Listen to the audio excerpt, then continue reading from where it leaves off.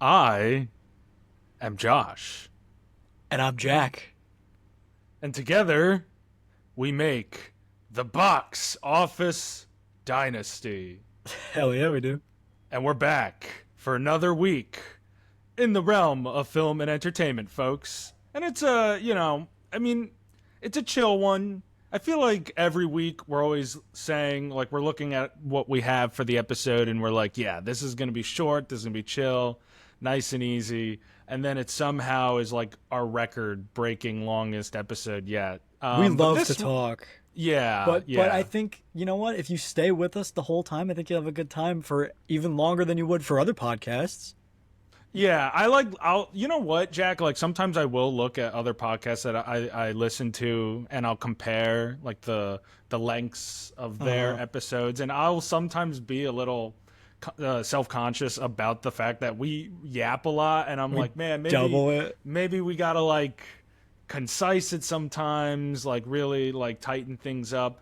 But from what I've heard, people really like the depth that we get into with our conversations and don't mind it because we provide a lot of content for their drives or for That's what whatever is going matters. on during That's the what week. And matters. yeah, that's what matters. And you know what? I mean, I just want to get to everything that we talk about. There's just so much, and there's so much we can get to that we don't on a given week too. I feel like. Literally, we could if we recorded and actually did everything we wanted to do, it'd be like 3.5 hours long. Yeah. Because there's Like, every week there's so much new stuff coming out, new trailers, new movies, new news in the realm of media.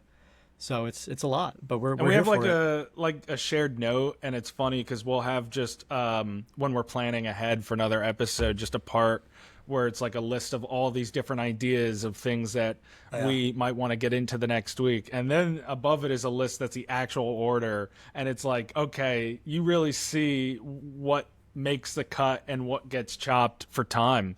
And it's interesting, but we have, pretty much everything we want to get to, we're going to get to today. We're bringing Bible study back. It's been a few weeks between our hiatus and whatnot, but we are finally reviewing the latest film in that segment, which is M. So very excited to get to that. Then we're going to review the box office numbers from the first weekend of the month of August. So that should be fun and exciting. We're going to be led by Jack through some announcements surrounding Spider-Man Brand New Day. Then he's going to tell us his thoughts on Ironheart. Finished it Uh-huh. recently. That's the latest Marvel show. New one's coming out soon, but that is the most recent one. Then I'm going to review some of the new movies to hit the theaters this past weekend, including the likes of The Naked Gun and Together. So a lot of exciting stuff. And then at the end, we're going to talk about some trailers for some really exciting upcoming projects later in the year. Yeah, So I'm it's an hyped. action-packed episode, pedal to the metal nonstop. Mm-hmm. So why don't we get into it? Let's get into it, bro. Let's We're do it. surprisingly organized. I think people would like not like people who know us would be like, "Oh, it's like a mess planning episodes and getting everything ordered." I think we're surprisingly organized. I think you're right because I think like people who would know us would see us as these like um chaotically organized. Like I feel like it's not that we're disorganized, we're chaotically organized in our lives in a way. Yeah. Like it Yeah. works for us, it makes sense for us, but people outside it would look very disorganized. And I feel like when we started this, that was something we're like, let's put an emphasis on making sure we have our shit in order, we're on the same page. So when Yeah, we and come it into an works. episode, we're not just like, what's happening? I don't Yeah, know. exactly. Because there's a lot, it's like we were just saying before here in our intro, like there's so much going on any given week for the most part that like if we didn't make sure we plan it all out and be prepared, Right. we It'd be a would not be able to mess. keep up with it. Like I Yeah, for understand sure. people who listen who are on the other end of this podcast right now who maybe can't keep up with all this. That's what we're here for because like we're the same on our own. We get it. Like it's a lot. There's so much going on. Yeah, and there's stuff you Different want to talk about that I audiences. haven't even heard about. There's stuff that I want to talk about that you might not know about. So we kind Hmm. of get to like invite these other ideas to each other, and then of course to everyone listening as well.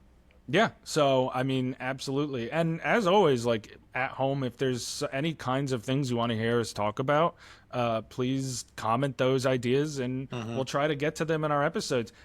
If we have time to breathe with all the new movies and shows and news, that is. Yeah. So, anyway, but speaking of new, what about we talk about something that's 94 years old? Yeah. Uh, and we're going to get Yeah. to our Bible study segment. So, for anyone who doesn't know, I know that we like to introduce things around here. Bible study is basically a segment where we have this film Bible. It's the New York Times' book of movies, Essential 1,000 Films to See. And we pick, there's like a list of 1,000 movies out of it. We pick based on numbers that you, the viewers and listeners, comment on our videos on social media and wherever you can get them to us, carrier pigeon, if you can somehow figure that one out. But we pick from that and we watch the movie that corresponds from that book. And the movie that we did this past week is M, the 1931 German thriller directed by Fritz Lang. So I had actually seen this before. I watched it for the first time last October. This was your first Yeah. time watch. Why don't we go with your thoughts first? I know we always go ratings and then we'll go non-spoiler, spoiler, whatever. Yeah, Why don't, exactly. why We're don't you definitely gonna go first? spoiler because this is, 100-year-old movie. It's 94 years old. If anything, it's just spoilers right away. Like we're just talking about it. Yeah. Look, if you haven't seen M by now, I don't know what you're doing. You've had 94 years, or well, any amount of time that you've been alive. So, Exactly. Unless you're 95 years old right now. in which case, but you've still had 94 years to see the movie. 'Cause Exactly. You could have seen it in theaters when it came out. That's probably in Like Germany. you could have checked it out, and you didn't. So, hey. All right. Our ratings and reviews of M. I give M 7.8 crazy Germans in the 1930s out of 10. I gave M 8 blind balloon vendors out of 10. Yeah, this was pretty good. Yeah. This was my favorite of all. So we've watched. This is our fifth movie we've watched, I think, right? Fifth. Yeah, of the- this is your favorite of them? This is my favorite. I'm not like disrespecting it. I think that's a very respectable argument. I pretty much think any of those movies being your favorite is a respectable argument, except La Adelante, which still is a very historically respected film, but wasn't really for us.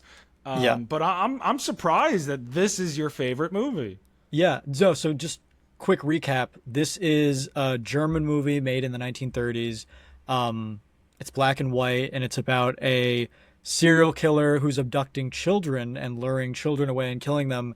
And basically the whole city goes against him, and he has like this panic freak out of trying, this anxious escape that he needs to attempt. And the whole city turns on him and kind of each other at points, which I thought was really interesting, in this like witch hunt for this guy. I thought the concept was spectacular. I would not hate if they remade or something similar to this movie nowadays. I'm not a big remake guy, but like 100 years later, I think you can validate a remake. Yeah, I do. I actually was thinking what it would look like. So there was actually an American version of this that came out in 1951, so 20 years later. Right. I mean, obviously not totally updated by today's standards. Yeah. And I was thinking about what that would look like, a modern day version of this like city, because you can still do it where it's like instead of all the different like criminal groups in this German city in Berlin, like you can do it where there's like modern day gangs and different kinds of like whatever criminal groups, cartels, maybe, who knows? Or even like set it in like, you could set it in like America, like 1930s, and have like Al Capone or something. Like, it could be like Chicago or something true. like that. You could do it could be it like that the way mob too. and the mafia. Yeah, that's a good point. I mean, obviously, like again a spoiler, I guess, but the movie is called M because at one point the premise, like the way that they're trying to catch him, is that someone walks by while he's trying to lure another child to kill and abduct, and he kind of like trips on this orange peel that so the serial killer's name is Hans Beckert, that Hans drops on the sidewalk, and he like kind of pats him on the back, and that places this chalk letter M on his back to let all the citizens know in the city this is the guy that we're after, because there's M no for phones. murderer. M for murderer. There's no phones or anything like that. So Yeah, nobody had any this is- photos of him. Like, nobody knows what the guy looks like. Like, The only way that they were able to even figure it out is because at the beginning he writes to the press, and the Exactly. press prints his letter, and they kind of dissect it through that. And because the police are raiding everybody, and these criminals, these inner city criminals in Berlin, are so tired of it. And they're like, all right, we're gonna read this paper, we're gonna figure this out on our own, because like this guy's disrupting the neighborhood. And I do think it's so funny that they all take this moral superior approach to him, because they're like, yeah, we rob, we steal, we do that, like, you kill children, what the fuck is wrong with you you? fucking Like they're psycho. all Like- yeah, like I love the end scene where they're doing their, like, they kind of have that makeshift court where yeah. they're trying him on their own. Like, They hang this give fucking them- guy. Yeah, they're all just like, they're like, first of all, it's crazy that a mob of all these people would even be willing to give him his own like makeshift trial. Yeah, And they were- obviously, like, yeah. they have a predetermined outcome, I guess. But right. Yeah, mean, that was interesting because they it's even like give him a lawyer. they're all criminals. I was kind of surprised that like none of the criminals just shot the guy in the fucking face. Yeah, and they all You know- like hurt him. Even the lawyer was like standing up for him at one point. He's like, you know what? We should take him into the police. This guy's insane. Like, And they're just, like, well, if fuck you're a this criminal, guy. just kill him. Yeah, like, you're already I a mean- criminal. But I really liked just such an like again like nothing really crazy stood out to me in this movie. Like the acting, whatever, the dialogue, whatever, it was good. But just the idea was so cool. Like the criminals, the mob or whatever it is, the mafia, whatever the group is, they are like, yeah, like you said, the police isn't doing enough. We are now the police, and they just go in. They start like raiding people's homes. They start dragging people along the street. This little girl goes up to this guy, and she's like, "Do you know the time?" And he's like, "Yeah, here's the time. Where do you live? You need to go home because there's like a serial killer out here. Like, where do you live? You should just go home." And a guy walks up and hears him say, "Where do you live?" to the kid, and they all start like beating the shit out of the guy. Yeah, that 'cause was they so think funny. he's the serial killer, and he's like, she just asked me about the time," and they all start like fucking beating him up, and I thought it was really funny. But it's just such a cool concept that like the criminals are kind of the good guys.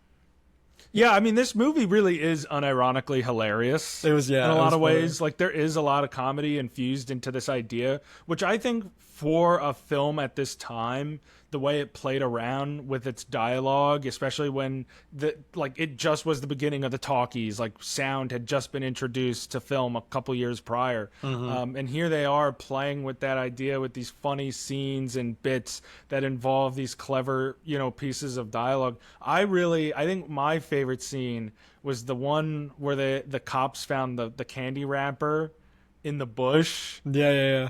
And he's on the phone. He's like, "Oh, well, we're trying to find the guy, and this is our lead. This is our piece of evidence." So stupid. And they're like, every day we widen our search, and it just shows him like circling around a map. Like, we're asking every shop that sells these candy bars if they know anything about anyone. And it's so dumb. And at one point, his boss is like, "What the fuck does this have to do with anything?" I know, And it was there's- so funny. Like, it's like they really like for a 1931 German thriller, like there's a lot of bits that are actually really funny and hold up still. It's also such a good way to not only like entertain your audience, but also show that the police they're not entirely incompetent.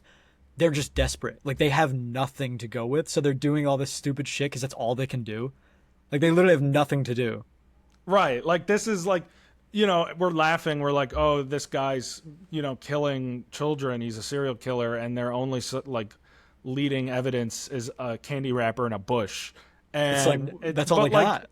That is all they had. Like Hans Beckert was really good at hiding from the police and from the city.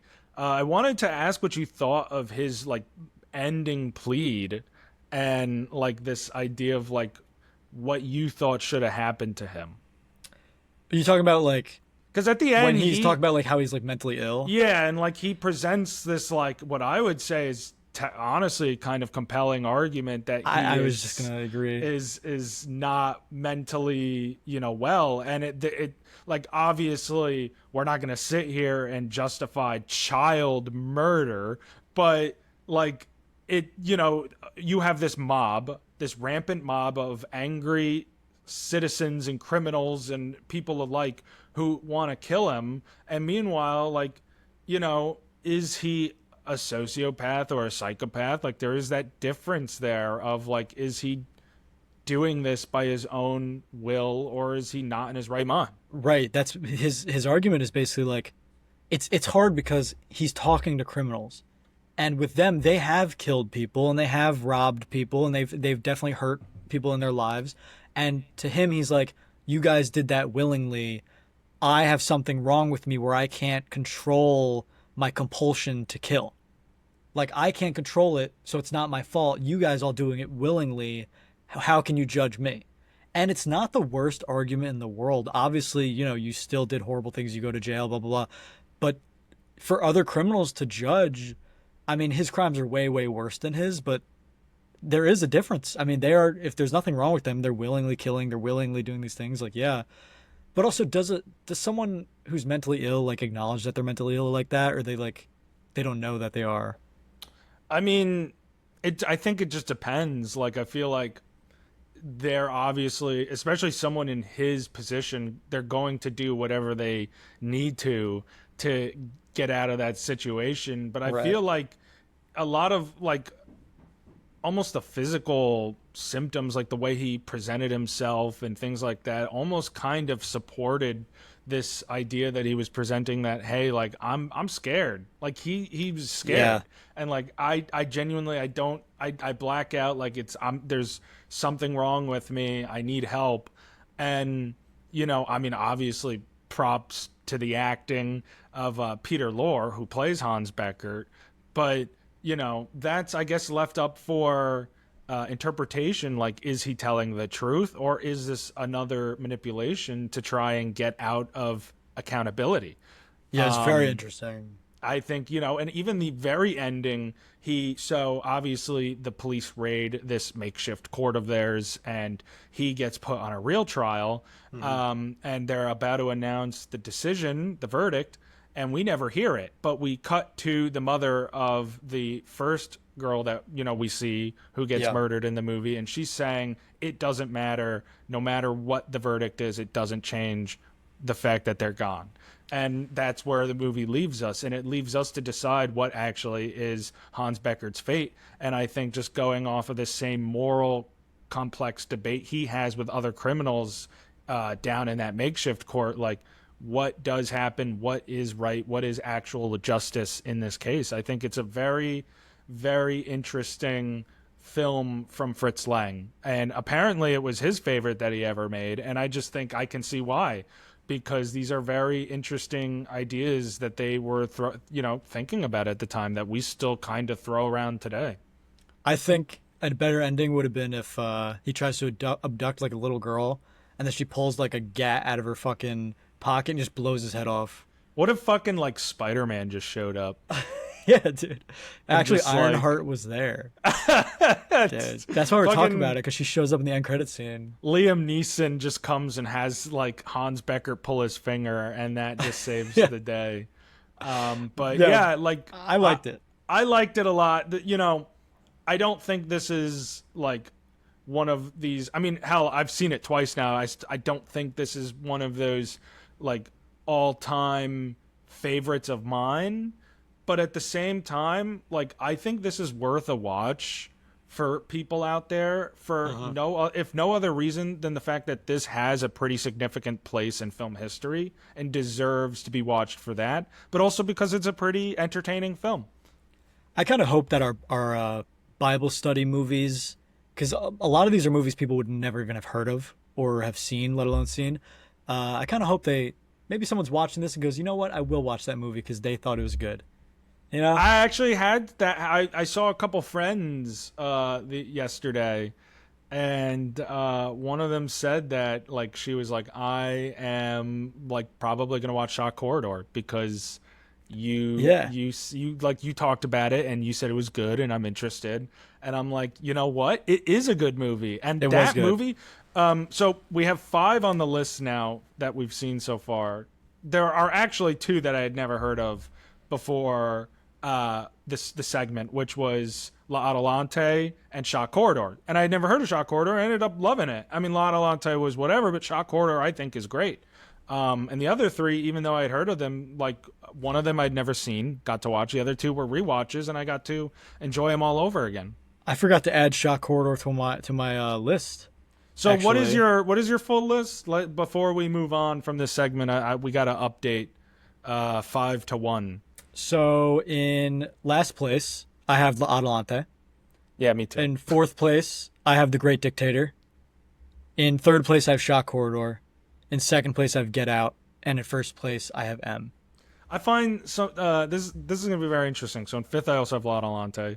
In fourth I have M, and that's no disrespect to M. Like I liked M a lot. It's just that's how to me a testament to the others. In third is also Shot Corridor, so we both have that third. Okay. And second is The Great Dictator, and in first place for me is Get Out. That's I can't argue with that. Truly love. I really think you could make an argument for any of them as your favorite except La Adelante, in my opinion. So I mean, like I wonder if we're ever going to watch anything worse, though. probably. I'm sure there's something. At some point, I'm sure there's going to be because like I didn't hate La Adelante. No, I To think me, I give there it 3 was, like, stars. yeah, I'm sure there Two will and a be half, something maybe. that I gave it 3 stars out of Let me 5. see what I gave it. So, I'm sure there will be other films in the future where I'm Shit, I like, gave it 1 star. yeah, maybe Oh, for you, oops. I don't know. Oh, because I gave The Great Dictator 2.5. That's why. Yikes. Well, hey, tough crowd. What can I say? Yeah. But all right, so that's Bible study. So hey, you know what? Next week there's going to be a 6th film that is going to enter this list for us to watch. So please comment numbers between 23 and 1265, I think it is. Anything Yeah. between that, and we, just might watch your film. We We just have might. a whole rotation of numbers, and your number can be added to it. At some point probably will be the one we watch too. So please Probably. don't be afraid to comment. But speaking of numbers, Jack, your nice. favorite time of the day, definitely my favorite time of the day, the box office numbers, our namesake. And this was an interesting weekend, and there's a lot that I want to get to. So we are going to go over the box office numbers from the weekend of August 1st to the 3rd. The first weekend of August. I can't believe it's August already. That's crazy. That is crazy, man. It's This ending year soon is this summer. flying by, flying by.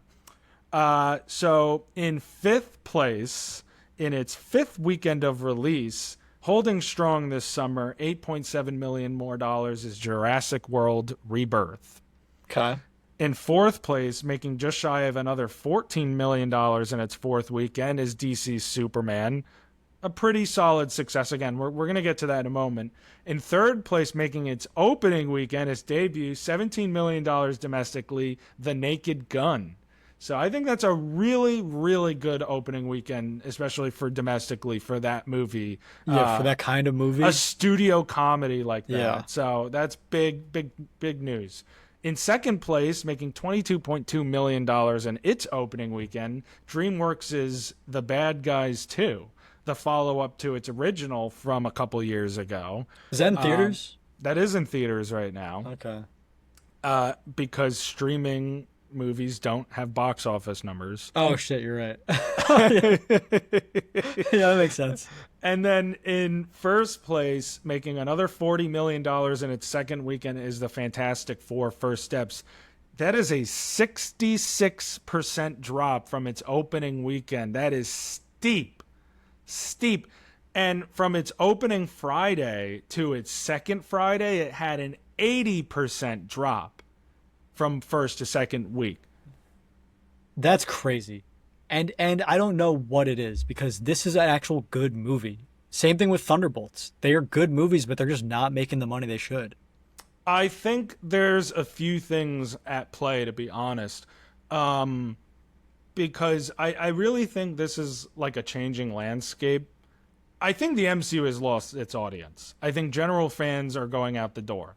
And I don't think that putting out a Fantastic Four movie and saying it's a Fantastic Four movie, and it is a good movie. And I want to say, when we talk about the box office numbers on this podcast, it's not a reflection of the quality of the art, but they're still important because, as I've said in other episodes, it's because these movies doing well, having successful box office runs, is what gets us to have sequels and other original films and whatever the movie it is. So, you should still care about it. Like when people say, why do people care how much the studio makes? For that reason. So, like it's, I think, a sign that Marvel has, I mean, there's a lot at play, but I think part of it is that Marvel has just lost the people, has lost the casual audience. I think the casual audience, like, I don't know, maybe, I guess I'm not the casual audience. I'm still like invested, but I used to be like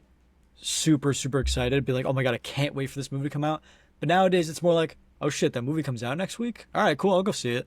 Yeah, but I think you're still you're still more than the casual fan because of your love with the comics and just everything that you grew up Yeah, being. you're right. Like when I think of the casual fan, I think of someone who maybe didn't grow up being a huge Marvel person who just says, "Hey, this looks interesting, this looks fun, why don't I go check it out?" And like the Infinity Saga, those days are long gone.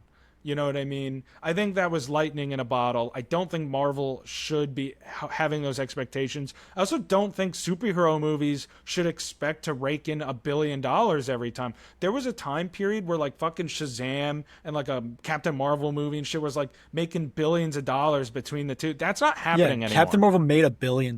That's not going to happen Insane. anymore. And it didn't even get good reviews. Fantastic Four has great reviews.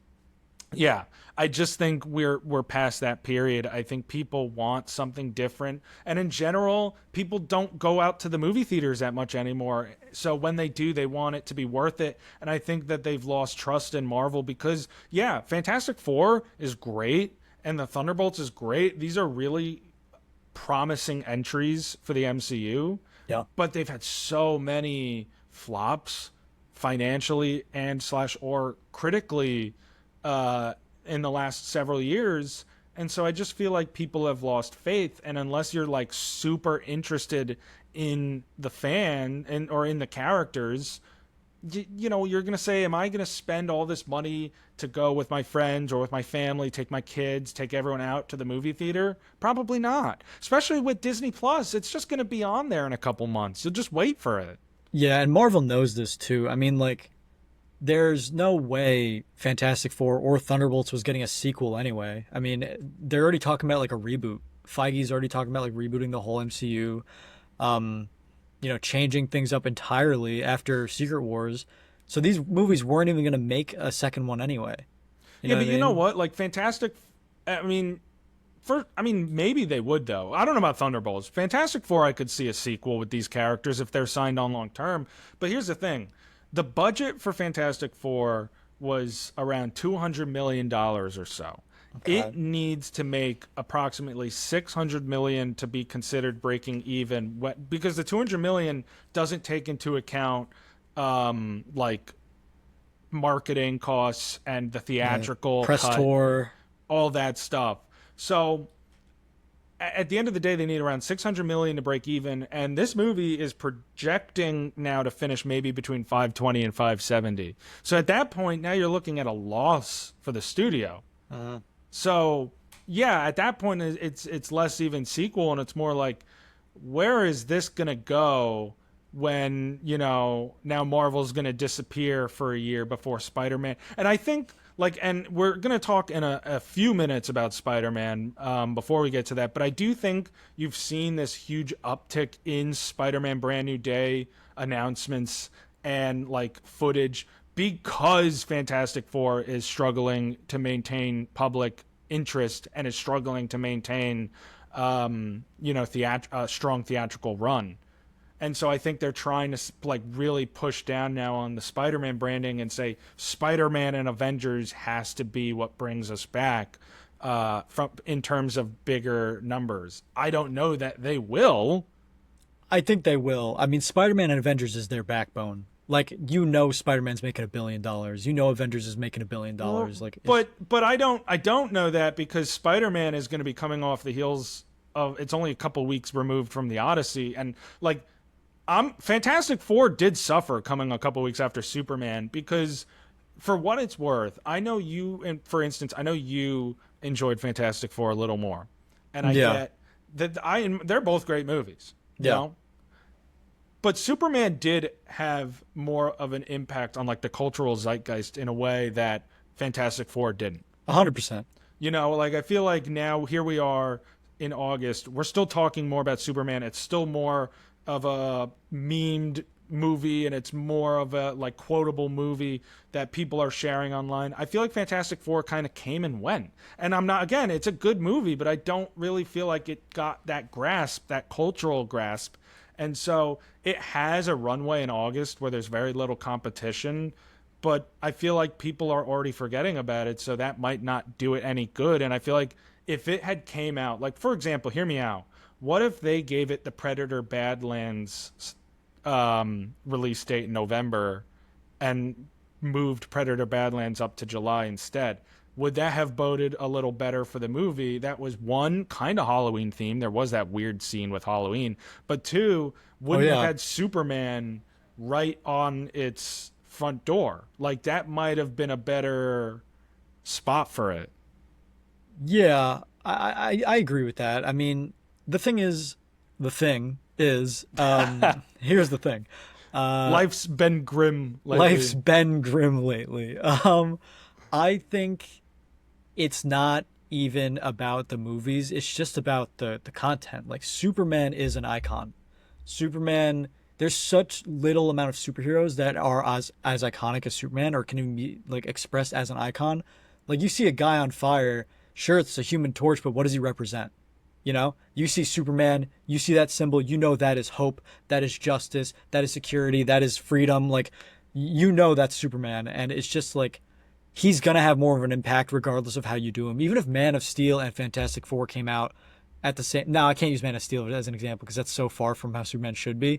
But even if any sort of Superman movie that's even relatively close to how he should be came out at the same time, even if it's not as good of a movie as Fantastic Four, it's going to have more of an impact, I think, just because it is Superman. Yeah, I'm looking right now for the like highest grossing um DC films.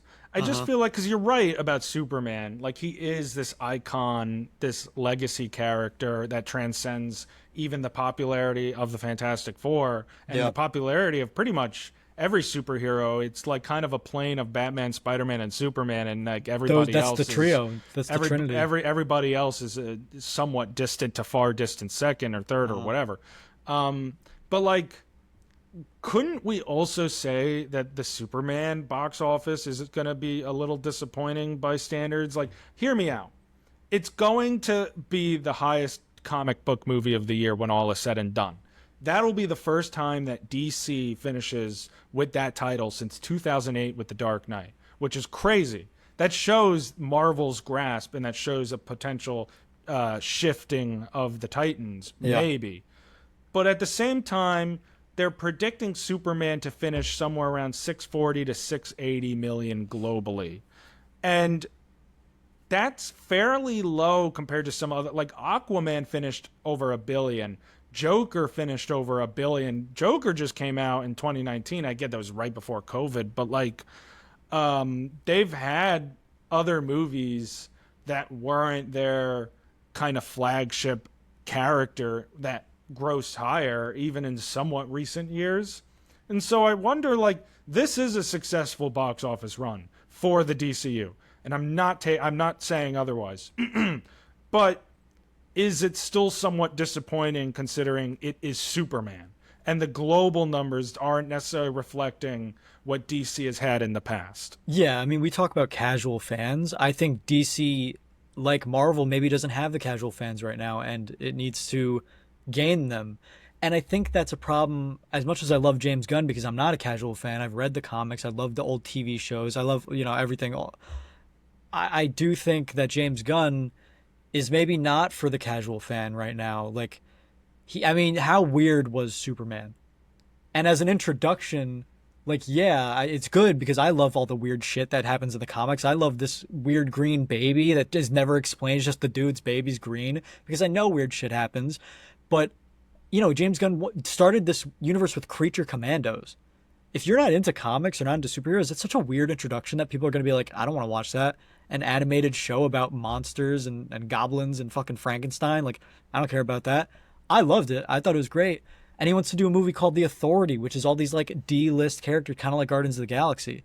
He made Guardians mainstream, but I do think that's because Marvel was at its peak. And DC just starting out, to get a casual fan, is this the way to do it? I don't know. I mean, you make a good argument about how to get someone interested because of you think about some of the upcoming projects after Superman, like Swamp Thing and Supergirl, and some very It less might be just popular too characters. much to join into. It might be too confusing, too much shit But going on. like, so I agree with that point, but I don't agree with the James Gunn point because what if I told you that just 2 years ago, Guardians of the Galaxy 3, who obviously Gunn directed, grossed 845.6 million worldwide in its run, which is Yeah. higher than what Superman's going to finish with. Well, that's because I think Guardians was already established. Like people needed to see how that But story it's ends. but it's James Gunn and yes, Guardians is established, but even then Superman with an established Guardians is still the by far more popular character worldwide than the Guardians. You're right, but like what if okay, because like Guardians came out in Marvel pretty much around its peak. It was 2014, right when Winter Soldier came out, Avengers 2 was about to come out. Um what if Creature Commandos, not even Creature Commandos, like what if Guardians was the third MCU movie? What if they did Iron Man, Hulk, Guardians of the Galaxy? People would be like, "What the fuck is this?" And I don't think that'd be good. I don't think it would work I for mean, you're them. right, but it's not like James Gunn did a Creature Commandos movie. Creature Commandos really didn't. It's a good show, but the general person is going to say DCU started with Superman. It started with Creature Commandos, but like that's more or But less like just there. he wants to do Swamp Thing and The Authority as like the I first know, but five I movies. I don't think any of that really matters in this specific argument. It's James Gunn made a Superman movie that everyone really liked, and it's an iconic flagship character. And Guardians of the Galaxy he did just 2 years ago, even though it's the conclusion of a story that kind of got butchered in Infinity War and Endgame, but I still think that doesn't totally matter in this argument. I still think it should have been expected that Superman would at least come close to matching the Guardians You would worldwide you total. would think so. So I don't think it has anything to do with James Gunn because he was able to make Guardians that much money. In fact, what was the first Guardians movie rake in? Because even then, like you can say, yeah, it was around the prime.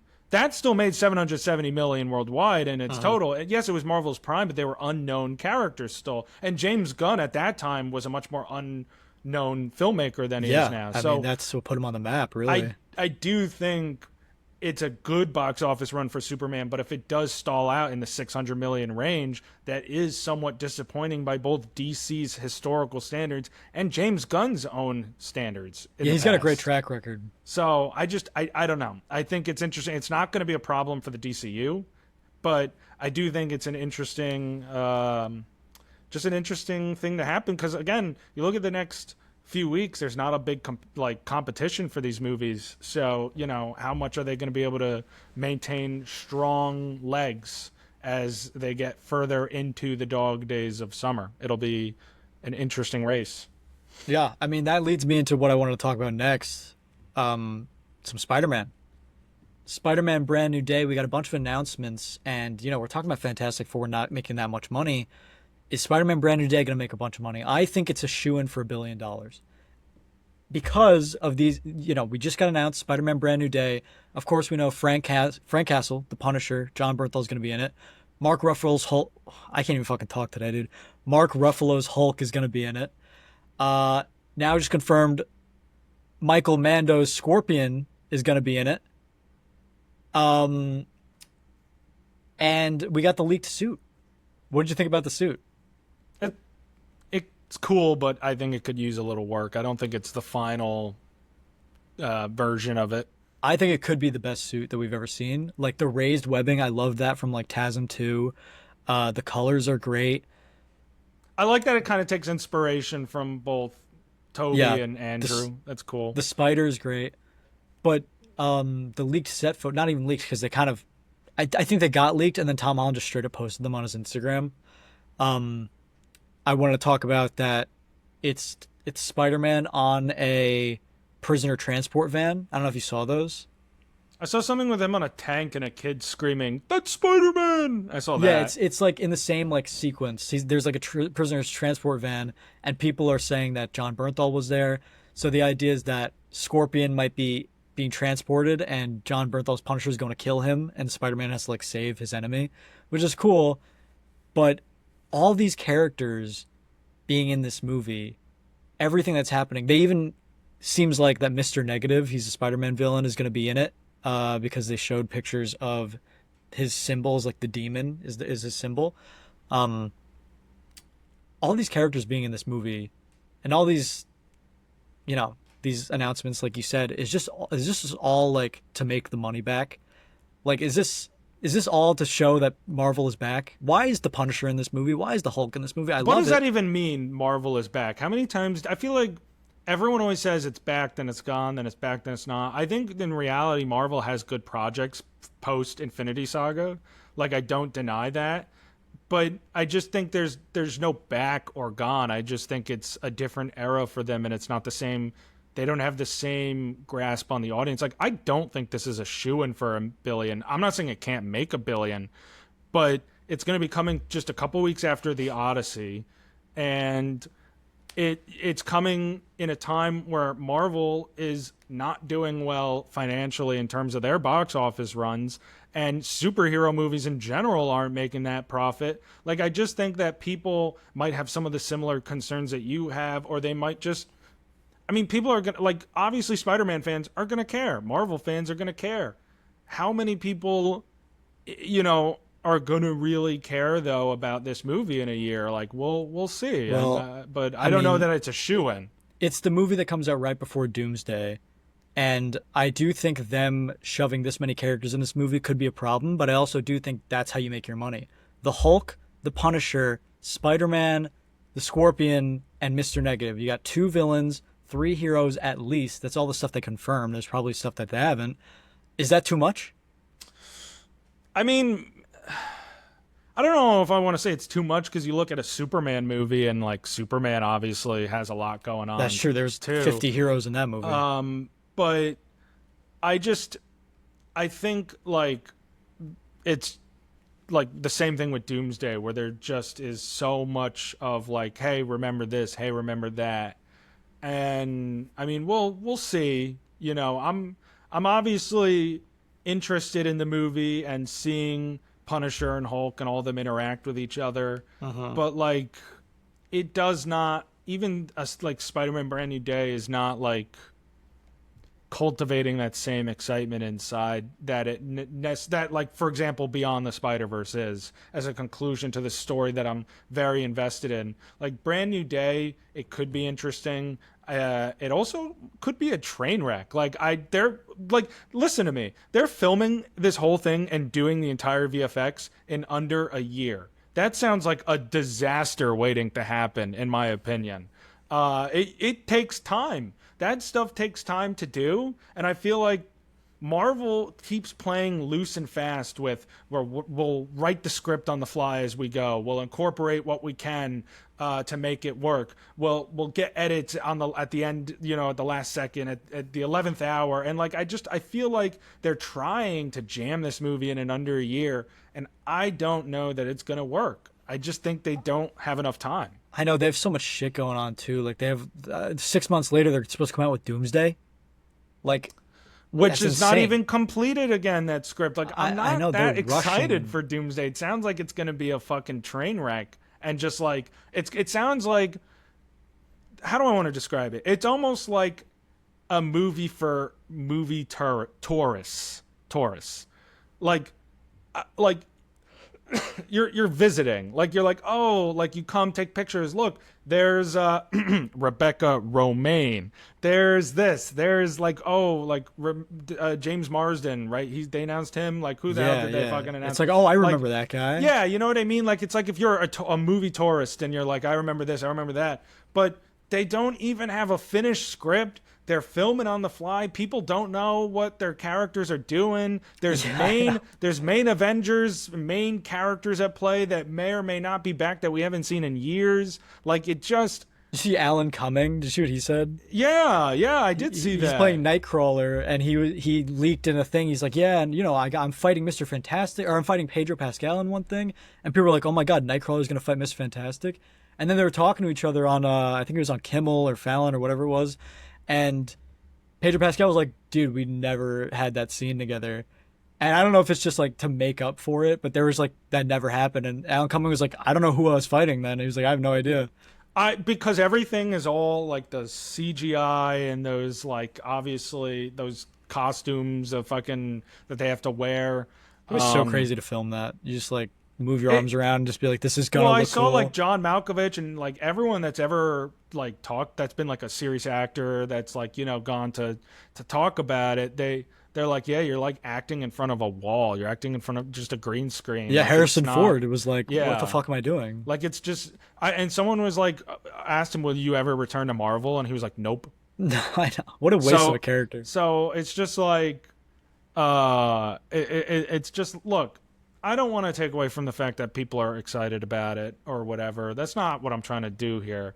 But you cannot say this is at the same level that the prime of the or the entirety of the Infinity Saga was, where you had your three main core Avengers, and they each had a trilogy that built them up, and then the Avengers themselves had like a 2.5 trilogy because Civil War is almost kind of like an Avengers movie, so it's like 2.5. Like in the way, you know what I mean? Like, and even Ant-Man got like a couple films, and like all these Guardians get a couple films. Like, I just feel like instead now it's just like quickly like bam, an Avengers movie. Here's Shang-Chi, you haven't seen him in fucking 6 years, like you said, or here's fucking Miss Marvel, and remember Monica Rambeau from that one end credit scene, and oh maybe this will tie back, maybe this like who cares anymore? It's It just is so crazy. exhausting. So exhausting.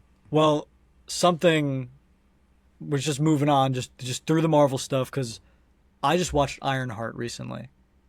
Okay? I gave Ironheart, here's my review and rating for Ironheart real quick. I gave Ironheart a 7 out of 10. I actually enjoyed it. I thought it was pretty enjoyable, especially for this era of Marvel TV, which I haven't been really involved with at all recently. I've kind of been just like not giving a fuck. But I decided to watch this because everyone has been posting, or not posting, but commenting and all this fucked up stuff about how they hate it and it's terrible, blah, blah, blah. If you haven't seen Ironheart, you might not like it, but give it a try. I mean, don't go based on what other people say. Don't say, oh, this guy said it sucks, so I'm not going to watch it. Try it for yourself. The first episode I didn't love. It took me like 2 days to watch the first episode to get through it. Then I was like hooked. I thought it was great. I thought the acting was great. I mean, Alden Ehrenreich is in it, the guy who played young Han Solo. He was fucking fantastic in it. Anthony Dude's an Ramos was good. Oppenheimer. He's in Oppenheimer. He's in Weapons that's coming out next soon. Um, and I forgot the girl's name who plays Riri Williams, but she's great too. And Forget. no, Dominique Thorne. Dominique Thorne, yeah, she's great too. And I had a good time watching it.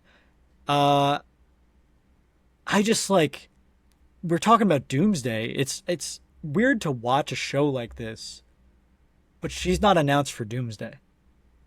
You know, like Yeah. why are they making this if she's not announced? Like if she's genuinely not going to be in this, what was the point of me watching the I show?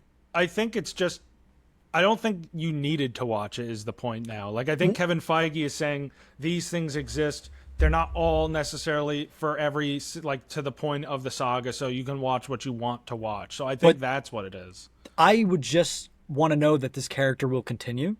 And I'm watching it. They even had an end credit scene that like set up a sequel, like a second season or something. But if the universe resets in the next 5 years, we're not getting a fucking Yeah, but we don't season. know what that reset is going to mean No, or we look don't know like. what it means. That just means they're going to want to bring back the popular characters like Iron Man, Captain America, things Right. like that. Maybe a But new Hulk. it makes you question if the new cast that has only just started in the last 5 years is going to stick around. I You don't know? know. Yeah, that's true. It's maybe they'll play the same characters, but like restart them. I don't know. That's true. Why would you restart Shang-Chi when he's only had one movie in the last 5 years? But I'm watching this and it makes me think about all the people who weren't announced for Doomsday, and I'm like, damn, how are their stories going to end, or is it just going to be done? Like Haley Steinfeld, not announced. Benedict Cumberbatch, not announced. Brie Larson, not announced. Dominic Thorne, not announced. Jeremy Renner, not announced. Like all these people that have continuing stories, just not going to be in this movie. I don't know, but it's just we're more organized than Marvel. We talk about how we're organized now. They're so disorganized, and these shows they deserve to continue. I thought this show was good. It was not great. It wasn't anything insane, but it was good, and it either deserves a second season because it ended on a cliffhanger. So it either deserves a second season or she deserves to continue her story in Doomsday or Secret Wars. I think the only two shows that have gotten multiple seasons from Marvel, like the MCU, is Loki and What If, right? So far. Yeah. Uh, I think they're giving a and second Daredevil season. Born Again got a confirmed second season. Yes, Where the yeah. So fuck is that, he confirmed for? Like, he's not confirmed. but like, where does he even come into play It doesn't in something like like that? Moon Knight, Daredevil, like these characters that are like, if you can get Falcon, the new Falcon, to be in the show, you can have Moon Knight show up. That's why they shouldn't be doing Doomsday right now, but they're just trying to save their asses because there's just not, it's not time. It doesn't make sense. There's so many characters we don't know where they are and how they bridge together and what the point is. Like Thanos presented an enemy that pretty much everyone actually at one point or another created a personal vendetta against somehow. You know what I mean? Like between Iron Man having his visions and like obviously the Guardians, a more closer relationship with Gamora Yeah, it and was so thought out. Thor, he destroys, his world, like shit like that. And now you have like that. Even like I just keep thinking of more characters. I'm like, where the fuck are they? Like Don Cheadle, War Machine. No ending for him. He was like a slave to the Kree to the Skrull Empire, and bro doesn't get a good ending because he's not going to be in the next thing. Um, all these characters that are just like, Vision was supposed to have a new show come out, Vision Quest. I think it still is. Wonder Man. Like, how are these characters going to show up? And then if there is a reset in the way that we're thinking there might be, just be done. Yeah, I mean, I don't disagree. I just don't really, I guess, watch everything that they do anyway anymore. Like, so as for Me neither. Ironheart, like after She-Hulk and Secret Invasion, I was like, all right, I'm fucking done. You need to watch Um, X Men '97. Like, people watching this, X Men '97 is amazing. You've probably seen it. Josh hasn't fucking seen it any better. yeah, eventually, and maybe eventually Ironheart. I just, and I feel bad for all the like review bombing and that bullshit that it gets, because of the bigoted people out there. But generally, it just hasn't given me something to be interested in. It's not a character that I'm interested in. Like it has nothing to do with Dominic Thorne, and maybe I will eventually check it out. I'm sure it probably is pretty good, or maybe not. Obviously, it's not because of that, but Marvel in general has just not given me that reason. That is like something I did want to mention, and I mentioned it in my review of it. I think that Marvel is becoming the new Star Wars where their fans are becoming so toxic. Maybe because there is less casual viewers like we were talking about earlier. Now it's only the die-hard fans and everything has to be exactly the way they want. And they are critiquing people based on their gender or their race or ethnicity or religion, anything. And it's like, I hate this show because this person's has this skin color or she's a woman. Like Ironheart was great. There's a black woman in the lead. That's the character. Even if it wasn't the character, it doesn't matter. Accept it. She's a black woman. The show is still good. And these Marvel fans don't understand. Like Stan Lee, Jack Kirby, they're all about inclusivity. They're all about diversity. The X-Men were literally created as representations of the civil rights era. The X-Men now are like, they explore discrimination against LGBTQ people. Like they represent that in a way. And people don't understand that. They're like, oh, Wolverine has claws? Sick. Like, no, think of the bigger picture. Think of what they represent. You are not being what Stanley and Jack Kirby want you to be if you hate this show because of someone's race or ethnicity or any of the things I just mentioned. You are not the hero that they would want you to be. And I actually saw some stuff about Pedro Pascal recently, and people were like, he's not white, he's Latino, like, fuck this guy, he shouldn't be Reed Richards. Reed Richards has never, ever had his race be a part of his character. It has nothing to do with him, his culture, his race. It has nothing to do with his character. He's a genius. He has stretchy powers. He loves his family. Okay? If they change that, I get being a little mad. They change his Yeah, race. Who where's gives a that fuck? same outrage for Robert Downey Jr. being cast as Doctor Doom? Right. He's not It's not ethnically accurate.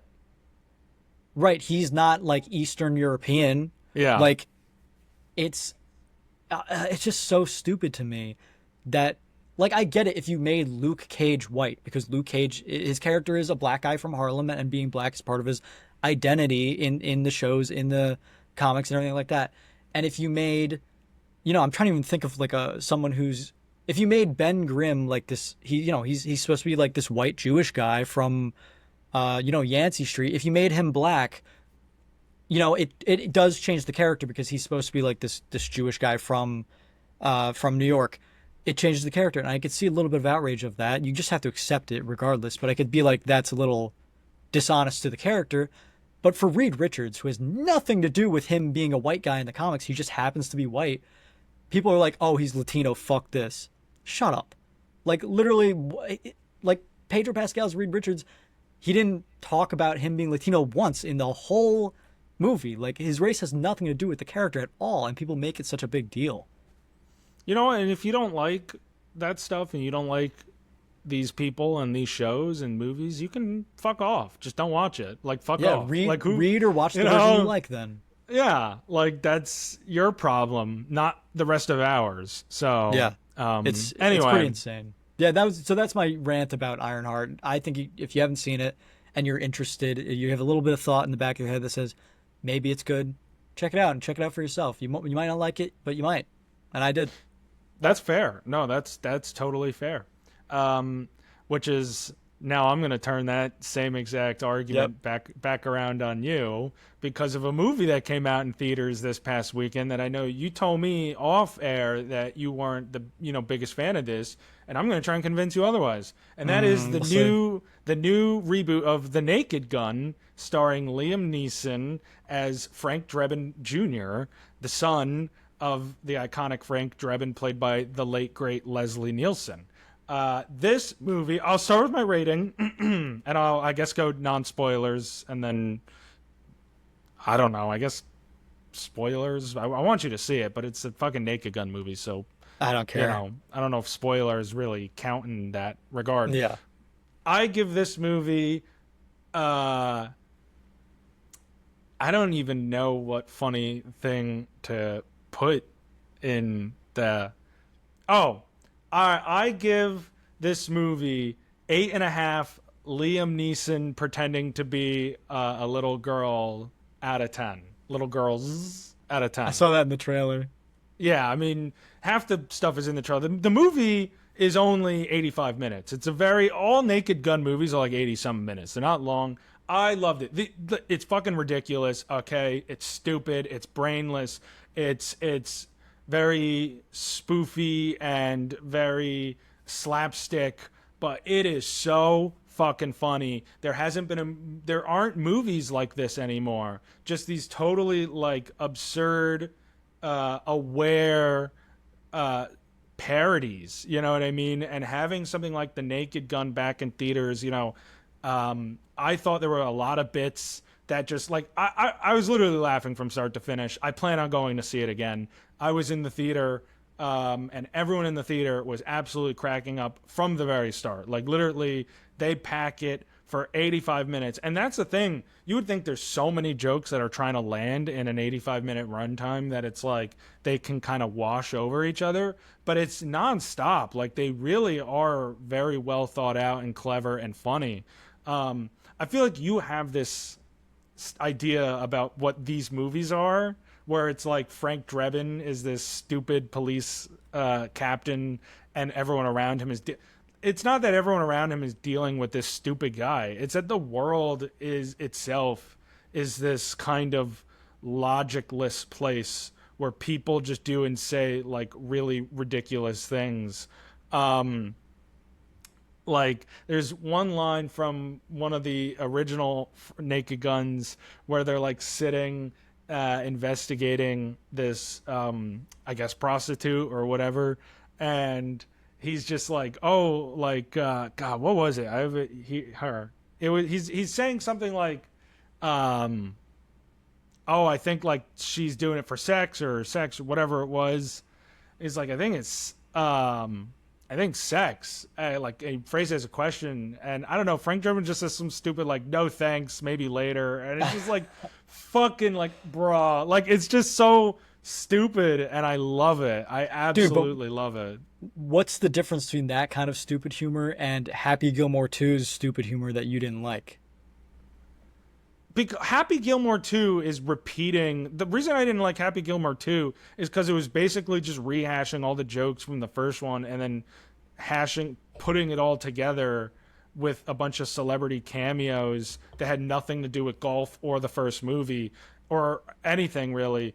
And I mean, I love the first Happy Gilmore. I think it's a classic as well. I think it's hilarious. I think it's clever. I think it's one of the best sports movies and comedies. Like I think it's one of Adam Sandler's better films because I think it's a dumb character, but it's one that sticks out and makes you laugh in the different situations that you put him in. And Frank Drebin is very similar. So it's not like, oh, I'm picking and choosing this type of humor. It's just that the second one I didn't think lived up to being its own movie Like for from Happy what I've seen Gilmore. and what I've heard about Naked Gun, like this new one, is that I would really enjoy it with my friends. Maybe if I was like, drinking with my friends or something, or even just chilling with my friends, but alone, even in like the theater where I can't like say anything, like I don't think I would like it. I just like, I mean, it's definitely the kind of movie you would enjoy more with friends. I'm not going to deny that. Like, obviously, this is like a friend, like, this is a movie where it's like go with your friends, go with your buddies, like, have a good time, maybe drink or smoke a little weed. But even if you don't, just like, it's a cool way to spend a night, have a good laugh.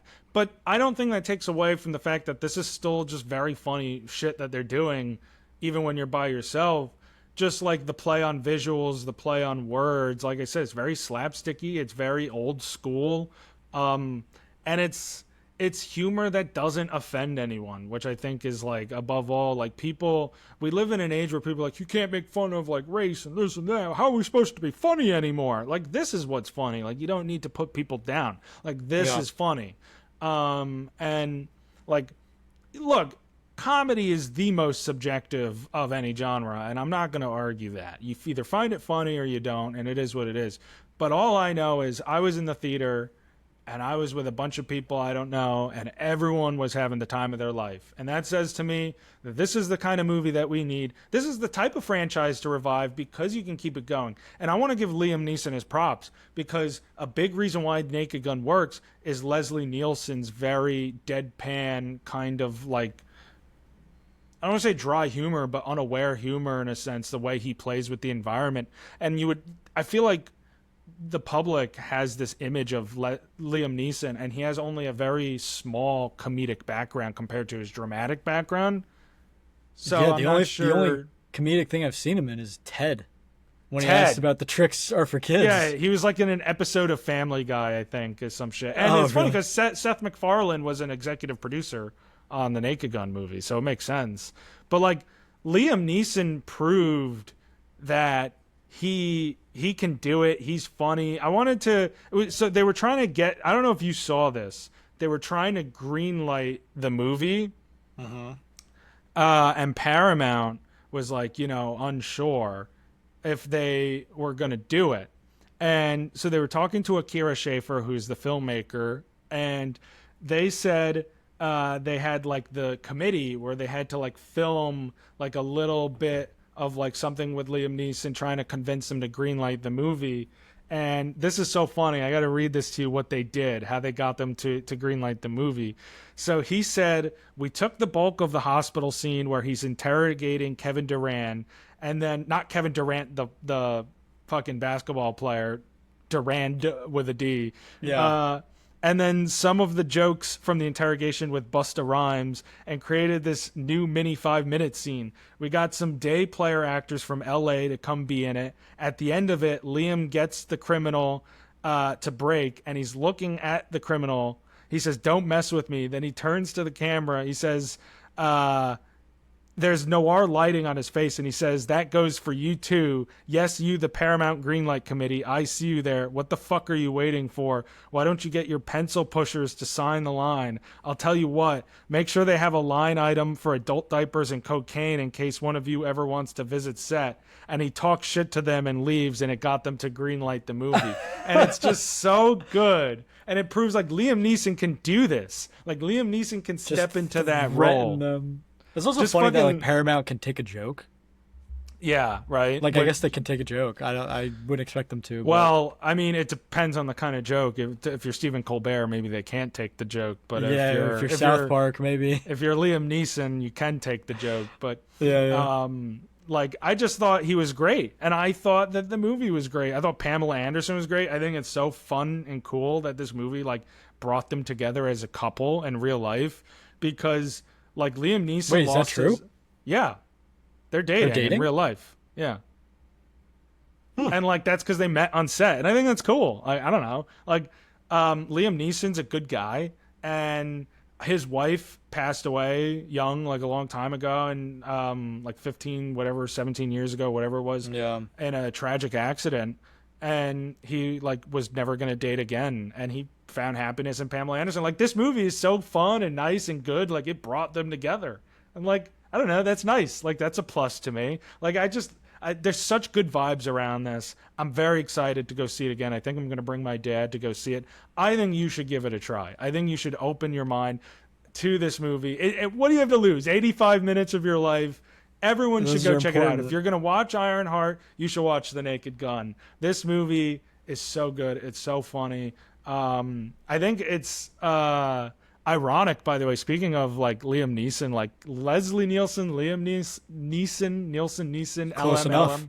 Fucking, it's like he was made for it. Also, there's one bit, I think it's in the trailers too, to address O.J. Simpson. Yeah. You know, where they're all like, "I miss you, Dad," and they're all like crying to the old police squad, like, "Woo!" And then it cuts to O.J. Simpson's Nordberg, and it shows his son, and he looks at the camera, he's like, nah, I'm not fucking laughing at that. Dude, this movie is so funny. This movie is very good. All right, you might have convinced me.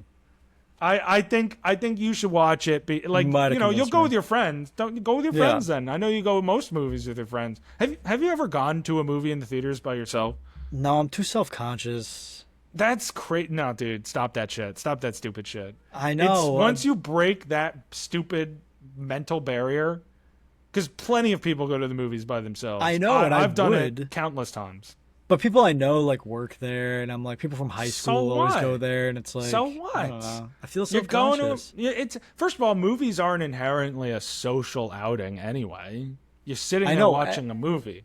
And when I see people who go alone, I never think, oh, they're a loser. I think, oh, good for them. But if I go alone, I'll think everyone's gonna think I'm a loser because I'm just sitting by myself. I guarantee no one is thinking about that. Like once you do it for the first time, you realize how liberating it feels to be able to not have to go when your friends are available, and you can just go on your own terms. Once you do it, it like changes your life. Both of the movie I just talked about, The Naked Gun, and the movie I'm about to talk about together, I saw by myself in theaters, and I enjoyed both movies, and being alone had no bearing on that whatsoever to me. Like I have no problem going by myself because my friends aren't always available. Obviously, I prefer going with people, but they're not always going to be available, and when they're not, hell yeah, I'll go by myself. I'm not going to stop myself. I know you're right. Seeing a movie. I know you're right. It's just me. But you should go see The Naked Gun with your friends. It's very funny. Liam Neeson and company do a great job. That's the kind of movie we need. It had a very successful, opening on its box office as well with that 17 million. Like, I would love to see a sequel, perhaps even. Like this it's great. So go see The Naked Gun. Here's another movie that came out in theaters that I think people should go see. The new body horror film, so totally different vibe, called Together. It's a new one. It's starring Dave Franco and Alison Brie, who play a couple that moves to the countryside. And their relationship is strained because she's taking a new job and he kind of is leaving his life behind in the city. And they're all kind of out there isolated, and they encounter this supernatural thing that kind of begins to manifest itself onto their lives. Um, and it's really interesting. So I'll start with my rating, which I gave this, I'd say like a 7.6. Shout out Brandon. Um, I don't know, bells out of 10. If you watch it, you'd understand. 7.6 bells out of 10. Um, like it's a good body horror. You know what I mean? Like I feel like, first of all, I don't know if you know this, but Dave Franco and Allison Brie are a couple in real life. This is the Yeah, second yeah, movie that I they've knew made that. together. And I just think it's like really interesting to see them knowing that context, like play around with this plot. And like, when I think of recent body horror films, I think The Substance, right? That's kind of like the line that's been set, um, and or the bar that's been set. And I feel like I'm not gonna Together didn't reach those heights. It wasn't like this shocking kind of film, but it does get under your skin. No pun intended. Maybe a little intended, but like not really. But it does get under your skin. Like it really is this like kind of creepy metatextual kind of film in a way with that relationship of Allison Brie and Dave Franco. So I don't know. I mean, I really liked what they were getting at. I don't know if you want to see it. Like, I don't really want to get into spoilers if you're planning on seeing it, but I it's mean, up to I'm not a you. horror guy, but more specifically, I'm not a body horror guy. Like this, I liked The Substance, but my least favorite parts when I was looking at the screen, I was like, "Ew, what the fuck." Yeah, I mean, Like well, that's I'm not like looking at it and being like, "Oh my god, that's so cool," or "That's so scary." Oh my god. I look at it and I go, "Ew, I don't want to fucking look at that." I mean, I think both things. I think that's cool and that's gross. But like, Yeah, I never think it's like people who watch like people pop pimples online. I well, go, ew, "Ew." that's No, but worse. But I know, but like I'm like, ew, I don't want to fucking see that. Like that's my same reaction to seeing like Demi Moore have her skeleton ripped open from her back and like Yeah, but that's Mark not Qualley real. crawls out. I'm like, ew. Yeah, but it's not I know, but real. either way, I'm like, even Like if it was a people, fake pimple on a movie or like a TV, I'd be like, ew, what the fuck? I don't want to look at that. yeah, I don't know. Weirdly enough, the pimple popping is grosser than that because the other stuff is just not possible. Like Margaret Qualley can't fucking I come out know, of but it's still Demi gross. Moore. It is. But like it to me, that means it's an effective movie. And maybe it's not your type of movie. That's fine. But Yeah. that does mean it's an effective movie because it's evoking that visceral response of you of like this is disgusting. You know what's so funny is I think you, speaking of these two movies specifically, like a comedy and a horror, the way you and I view movies is so different, which is maybe why this podcast works, is like I think I'm harder to impress with comedy maybe and you're or harder to entertain with comedy and you're harder to entertain with action.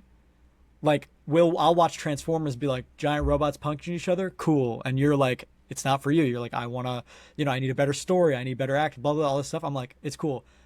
Naked Gun stuff like that. I'm like I don't think it's as funny. You're like, it's funny, it works for me. And then horror, you're all about, and I'm not about at all. Yeah, we are very, I mean, polar opposites in terms of some of our tastes, and I do think that's what allows it to work. Um, and it's kind of funny. Like I've never even really thought about that with myself, but you're right. I just don't hold comedy to the same standard because to me, I mean, I'm not saying comedy shouldn't have a compelling and interesting story or elements to it or nuance to it, but like at the same time, I think if you're funny, it's funny. But action to me is just like just things exploding, and I'm like, okay, it's cool, but it's like feels so hollow. Versus Yeah. like No, that's comedy, fair. like I'm laughing, man. You got me. That's funny. That's a good bit. And if there's a great story, it makes it better. Like I think of the movie Friendship. It was kind of an unexciting plot. You know what I mean? But it's funny But as but it fuck. was so funny, so it works. And the Naked Gun is a little more exciting of a plot, but it's obviously very brainless. It's not really you're not supposed to think too much about it. It's just Yeah. look at these bits, and it's hilarious, and it works.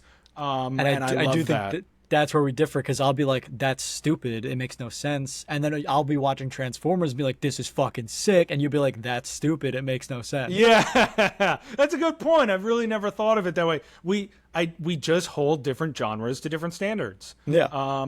And and that's where to come back to horror and together. Like I hold horror to a very interesting standard, or I don't even like using that word there, but just like to a very unique standard of its own because like I give this movie 7.6 in a 7 range. I thought it was good. I was very entertained. Didn't scare me, but it was creepy. Creepy is a lot easier to do than scare.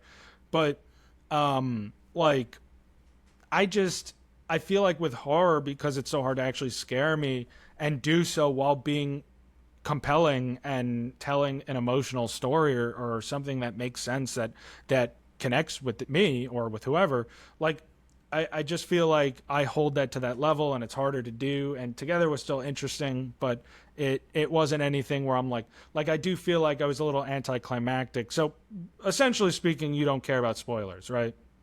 No, I don't.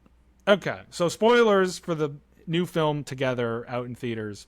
Um, they go into this cave, and it's like they drink this water that's from this cult that combines like the two people who drank it into one being, Okay. and This it like reminds me of the Substance already. it Like the it end of the what's Substance, they literally become one person. yeah, the difference between the two, it is kind of like I literally in my review on Letterboxd I said it's like if the substance, if it was it's essentially a cult based around the substance. But the difference is it's not like, oh, you're younger and it's 7 days you switch on and off. It's just you take it and your bodies literally like physically combine all in Why slowly. would they take it? The well, from the cult's perspective, it's, oh, like this is a higher way of being with a person and experiencing life and love or whatever. Like that's their excuse. The reason Dave Franco and Alison Brie's characters take it is simply because they get lost while hiking. They just moved to the country. They go down the wrong path. They get lost and they fall into this fucking cave like a fucking idiot. And it's raining, so they're like, we're just gonna wait the night and then we're gonna find our way out. And Dave Franco finds his fucking water like there, and he's like, oh, it's fresh water, it's fine. And so they drink it. He doesn't realize what it actually is, I guess, but we know it's the water because at the beginning of the film we see two dogs in the cave drinking that water from like two dogs owned by one of the locals out there, and then the dogs end up fucking one mutant dog. And that's Ew. how the movie begins. So yeah, but like I was a little like, it's cool because you see their like arms literally holding under each other, like connected as one, and like eventually they conclude like the only way out is to go through. It's like in like either like they're gonna, at one point she was gonna like kill herself or he was gonna kill himself to try and like sacrifice the other because they're having relationship problems, they're trying to work through it. But eventually they just decide like this is the best course of action, like we're doing this, we're taking this leap together.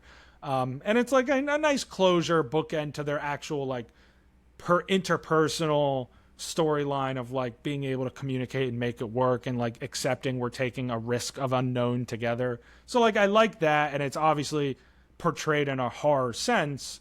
But yeah, at the end, instead of them being this big monster like in the Substance with Eliza Sue, fucking love Eliza Sue.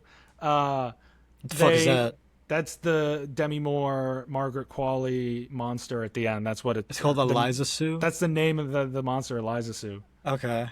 It's like a combination of their two names, Elizabeth and Sue. Oh, I forgot about that. Might be Alyssa Sue. I think it's a lot. I've always thought it was Eliza Sue, but that's how I've Okay, so whatever. Either way, what do these two turn into? they kind of just turn into like a non-binary Alice and Brie. It's very weird. Like so Allison Brie's parents like throughout the movie are supposed to, she's like talking about how they're coming to visit for lunch at the end of the week or whatever. And then finally by the, like all this is transpiring over the course of that week. And then by the end of the week, they're like, they're in the living room and you do see the cool sequence where they're like inside each other and like it is a weird shot. Definitely the way you describe it, you'd be grossed out. It's cool. It's horrific. It's gory. I love it. But then they knock on the door, like the parents. I'm like, oh my god, what's gonna happen? Like what are they? And they open the door and it's just this fucking like genderless version of the two of them, and they're just like, hey, and I was like, that was not what I was Like expecting. that's it. Yeah, yeah. So That's super anticlimactic. So they I just mean, stuck like that? Is that how it ends? yeah, I mean that's where the movie ends. So Oh, okay. I don't know like what I guess the point of that was, but So um this probably isn't getting nominated for best hair and makeup or whatever like I Substance mean, was. no, I could see it in the running for You sure. I think mean, I so? don't, I don't think it's going to be Well, considered a big favorite like the Substance. I think the Substance won. Like, I don't think it's going to win. how are But the prosthetics and like is it all CGI? Is it prosthetics? Is it like oh, that's a good question. I don't think it's all CGI. I'm sure they definitely use a ton of prosthetics in this film. is it practical And shit? yeah, and in that case, like it's really well done. There is like All one right. monster because they like also show throughout because the Dave Franco character is like trying to figure out what's going on, why this is happening, because it's happening to him before it happens to her. So she's like, "What the fuck is wrong with you?" Wait, what's happening to him? He's getting like sucked into her body? Like so for example, like he was like having like seizures where it was like she woke up in the middle of the night and he's like sucking on her hair. It's like choking on it in his throat and he has no idea why. Like he like comes out, she like pulls it out and he's like, what the fuck's going on? Like he doesn't Ew. know.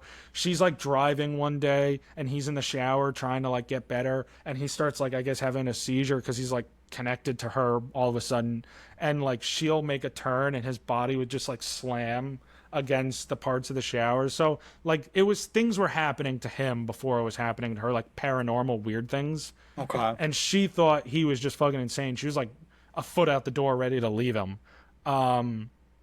Or have him leave her. He shows up to her, so she's a teacher at an elementary school.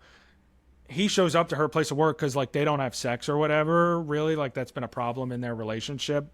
And he shows up and all of a sudden he's like, I gotta have you, like I'm fucking thirsty, blah blah blah. He starts fucking her in the bathroom of the elementary Oh school. my god, I think you're saying in the middle of the class. No, in the elementary school bathroom during recess. And Holy then sh! and then she's like, oh my god, like that was so good, like I needed that. Just next time, like we got to do it at home. She's like, all right, you got to go before someone catches me. And then he goes to pull out and he's stuck inside of her because it's the fucking weird Do like you see it? thing. No, not really. No, for like But they maybe a kind of like split second. insinuate. Like they're in a stall in the bathroom and she's like Oh, obviously got her legs wrapped around him. So like that's like how they insinuate it. But then a ew. kid comes in and like sees the two pairs of feet under the stall door and goes and gets a teacher, and the teacher comes in and he's like hiding. She comes out and like plays it off as that she got her period, and he's like, okay, but next time, like, and he buys it, and then he's like, make sure next time you pick the boys room, until at the very end he sees Dave Franco's feet like drop down in the stall, and that leads to other shit that goes down. He actually turns out to be part of the cult, by the way, since I'm going full spoilers right The now. fuck? Yeah, he turns out to be a cult, and he married like him and his husband were became one, and like he like his husband was Oh, inside of him. so he Yeah, that already gets did that. yeah, that gets revealed later on. Oh. I'm just telling you because I'm going full See, spoilers. yeah, So this movie does not seem that like it's for me at all. I just have no interest probably in it. not, but I found it interesting. The scene where Alison Brie finally like believes him because her and his arm are like sawed together. I don't know if you've seen that in any. I don't know if you've seen trailers at all for I've this. seen the trailer where he like takes the saw and he's like gonna cut something. She takes it. She's like whiskey for the pain, and she fucking starts sawing because she's sawing their arms apart because they're tied to like stuck together. Does it work? Yeah, it works, but Ew. only for the time being. So anyway, that's Together essentially. I like this movie, 7.6. I give it that rating because I just don't think it does anything. Like I've described, doesn't have that extra level of like holy shit factor or whatever. But I think it's cool. I think it's cool that the two of them are a couple and that they did this movie together. I enjoyed it. If you like horror, if you like the substance, you like this movie. Go see it in theaters. Okay. It's like, sure. You're always waiting on me to do the transitions. Well, I'm not gonna fucking see it, so I don't know. Oh yeah, all right. Well, let's go on All to the right, next that's thing. the end of that. So That's the end of that. before we end the episode, we're going to talk about some trailers that came out recently, the last couple of weeks that we didn't get around to for some big, exciting projects coming up. First, we're going to talk a little bit quickly about the Avatar Fire and Ash trailer. So I don't know what your thoughts are. I'm really excited. I think that these movies are always big deals, big spectacles. You talk about a movie that's you can shoe in for $1 billion. You can shoe this one in for $2 billion. Yeah. This is going to do very well. This is You know what's so funny about Avatar is that it's such this huge franchise now. Name 4 characters. Jake Sully, Neytiri, the fucking the sergeant's name. I forget his fucking name. That doesn't fucking count. Put your finger back down. You And can't say the sergeant. and Sigourney Weaver, first as herself and then as their adopted daughter. I remember stuff about the movies, but I do forget Me character too. names. Isn't that sometimes. so funny that we know Jake Sully, Neytiri, and I know Spider because it's a cool name. Spider. I was trying to remember And I his know name, Spider, but yeah. I don't know the Colonel's name. I don't know Sigourney Weaver's names. I don't know any of their kids' names. I feel like it'll It's make just- clear. I'm looking. I'm gonna pull it up because I feel like it'll definitely I'll hear it and I'll be like, oh yeah. It's just funny that like this franchise has gotten so big, and Kiri. Yeah, this trailer looks awesome. Yeah. So, my favorite. We'll talk. I want to know your favorite part of the trailer. My favorite part of the trailer is you see the Fire Nation, because it's basically Avatar: The Last Airbender at this point. The Ash You- people You see those is what people. they're called. Is that true? Is that really what they're called? Yep. The Ash people. Okay, you see them, and what seems like the trailer is that the Colonel, who for some reason I thought he died in the last one. I guess he's still alive. Like his body died, but he was a clone. No, Avatar. his body died. Now he's in the Avatar. But I thought now. his Avatar version died in the second one. That I don't remember. But, I remember see, these movies are so good, but they are forgettable. I remember Jake Sully's son dies in the movie.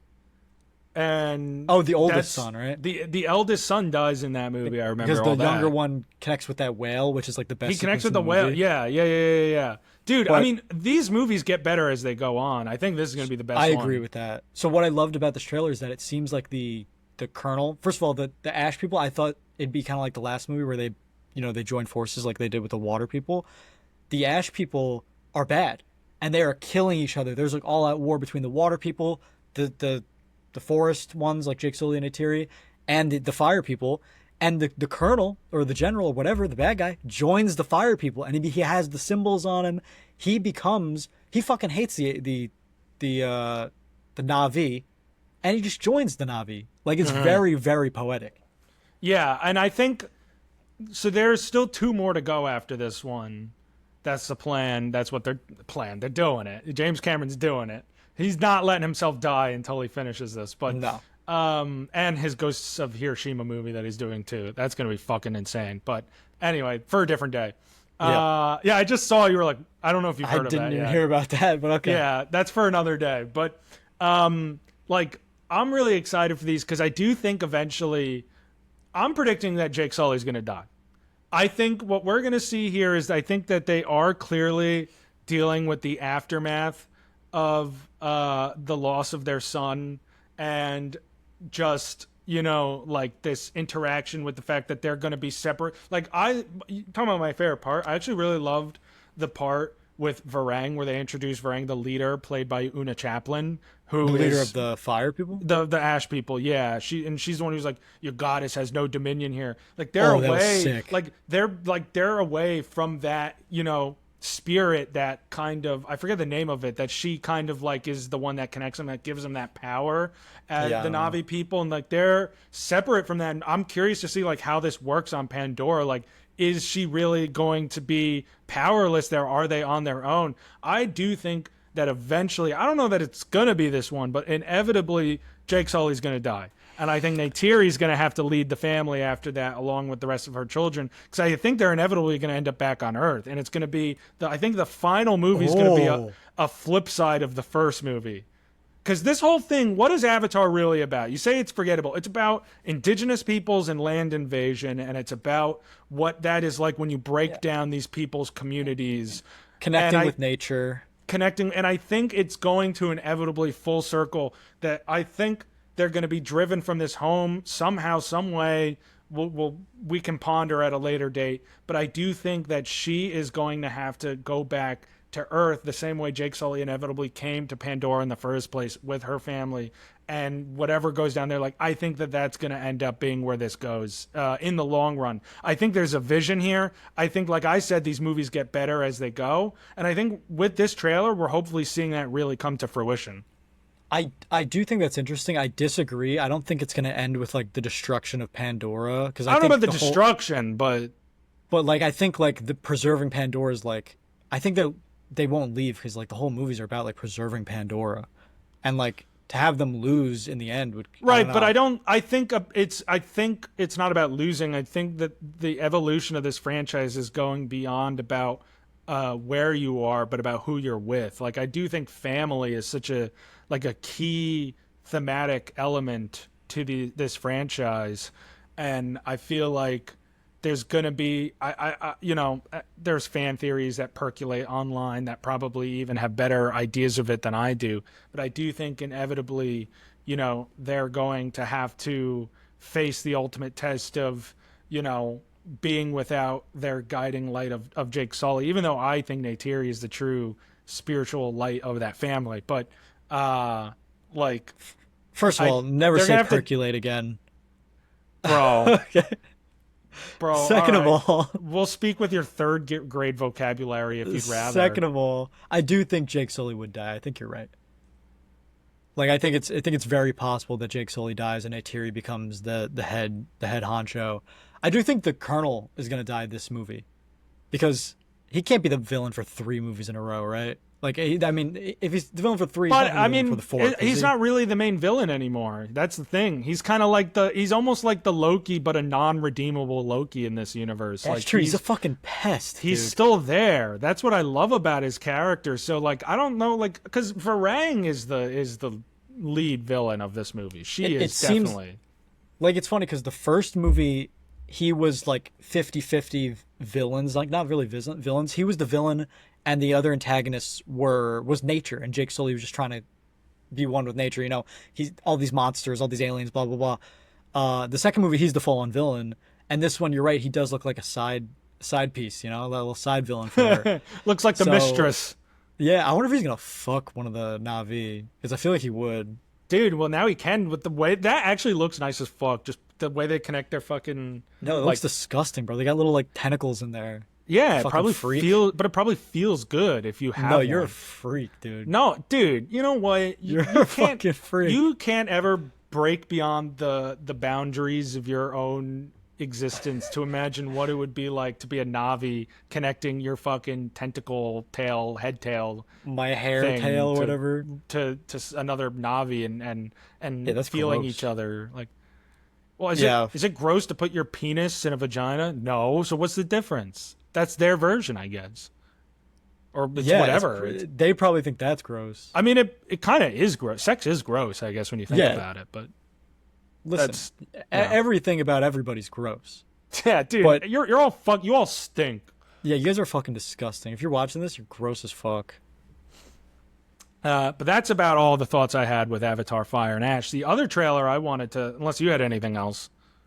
No, it just looks cool, and I'm excited. Yeah, the visuals look great. I mean, that one shot against that moon or whatever the planet, like when he fly towards the end, flying, like there's so many visuals.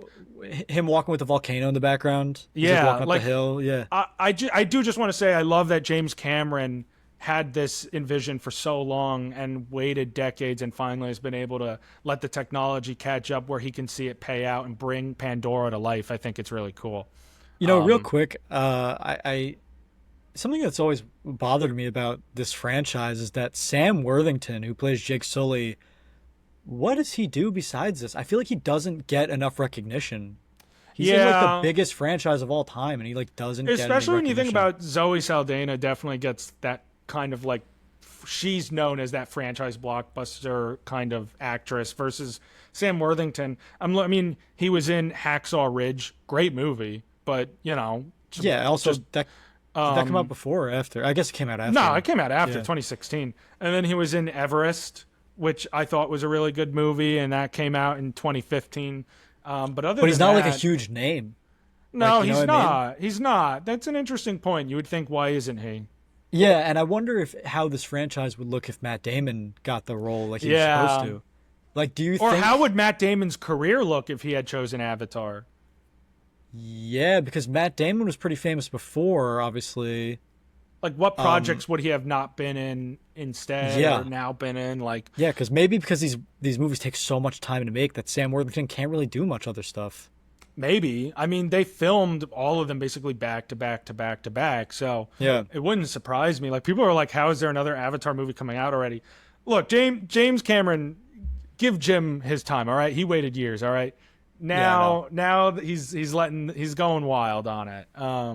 But I don't know. Hey, look, Sam Worthington makes a lot of money being in the Avatar movies, and I'm sure that's all he Yeah, cares about. he's And not complaining. Matt Damon, who doesn't need the money, really missed out on that payday.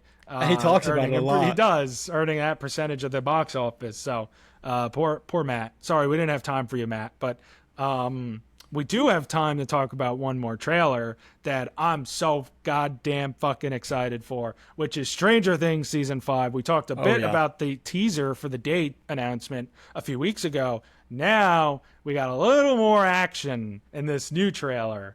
It looks spicy. Holy it looks shit. sick. It I looks sick. I mean, just watched it like right before we started recording. The one scene that stands out to me is the Demodogs, um, with what looks like Jurassic Park velociraptors. In that scene, yeah. do you see them when they're hiding behind the counter and the Demodogs are walking around like hunting them down? That's straight out of Jurassic Park. It looks sick. Dude, this movie. I mean, they're basically going to be movies. That's what I love about it. Like every episode is like a fucking movie in terms of length, but also quality and I know production. you Um, love the show when you love when it's that long. yeah, like Because a lot of I people don't complain. They're care. like, "Oh fuck, this episode's 2 hours." I'm like, No, "It's I'm not like, two and a dude, half. I the wish. finale is probably like 3 fucking hours or something. I I don't care. I I'm wish it was. here I for wish it. it was longer." Yeah, right. Like I'm here for it, dude. A couple things stand out to me in this trailer because obviously Hawkins totally fucked now. Like this is no longer something 100%. that's just like when you look back at Stranger Things over the few seasons, the 4 seasons of the years, like it's like happening to the kids and people don't believe them and this and that. No, all that is behind us now. Now cards are all out on the table. All the chips are pushed into the middle. Like the Upside Down is being let out into the real world, into Hawkins. Vecna's on his way. And some of the scenes that stand out to me, first of all, like you see the scene with Nancy when she's washing the blood off her hands. Yeah, Holy shit, who dies? Like the one criticism that this show has gotten from myself included over the years is that they've teased the death of major characters and never pull that trigger. But now they have nothing left to hold back on, so they probably are gonna kill some of these people. that scene, the background, like the wall color, is pretty similar to in the trailer when Dustin is crying and hugging Steve. Yeah. So I think whoever dies, it's not in that at least in that scene, it's not Nancy, Dustin, or Steve. So, but who makes the most sense to die? But what if it's one of the new characters? I hate when Stranger Things does this because like No, there's look at part her of the trailer where Mike look at and Will are riding their bikes and there's like three randoms behind them. It's yeah. like it could be fucking Look all at of them. Who cares? look at their reactions. There's no way. And this is the Look at final season. no, but look at Dustin's reaction to Eddie dying. He only knew him for one season. Like, what if it's the last Yeah. episode and they introduce him in the beginning of the season? But I don't think we saw their reactions to those moments in the trailers. I don't really remember. Maybe we did. I don't know. I But don't know. like, I don't know. Look, you're not wrong, and this franchise has been known for pulling, back at the last second at that. But I just feel like they know it's the final season. The stakes are as high as they've ever possibly been and could be. Like, there's no way that something isn't going to happen to at least one of the major characters. A lot of people think eventually Steve is going to die this season. It's maybe Will. who's safe to you? I think Hopper's safe.